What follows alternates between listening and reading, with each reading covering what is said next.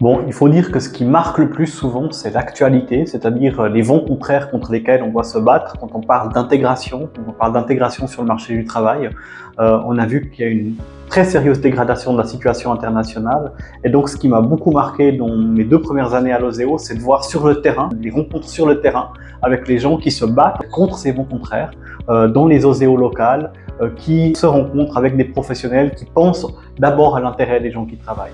Et ça, c'est ce qui me pousse à m'engager au sein de l'Oseo, parce que je trouve que c'est vraiment absolument fondamental que même quand les choses sont de plus en plus difficiles, il y a des forces contraires qui se battent pour que finalement tout le monde retrouve sa place dans la société et puisse vivre bien.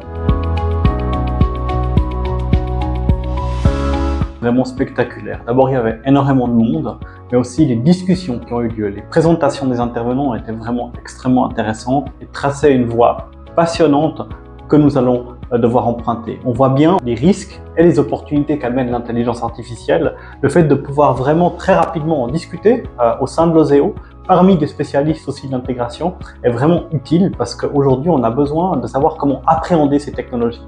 Le gros risque de ces technologies, c'est qu'on en a peur et donc on ne fait rien par rapport à ça. On veut juste les réguler, mais on n'y arrive pas. Ou de l'autre côté, qu'on est super enthousiaste et puis qu'on ne voit pas les dangers. Et le fait d'avoir eu un événement comme ça a permis à un panel très large de gens, aussi extérieurs à l'Oseo, de se rencontrer, de discuter autour de cette thématique et de mettre déjà sur la table ce qui peut être fait par rapport à ces technologies, comment elles peuvent être utilisées pour le bien commun, mais aussi quels sont les risques contre lesquels nous devons nous battre. C'est très important pour nous d'être actifs sur cette question des technologies et de l'intelligence artificielle en particulier. Parce que d'abord, ça va beaucoup concerner les gens qui ont besoin d'intégration et d'insertion. Et puis de l'autre côté, parce qu'il y a plusieurs manières d'appréhender ces technologies, dont certaines peuvent être très positives pour la société et d'autres beaucoup plus dangereuses.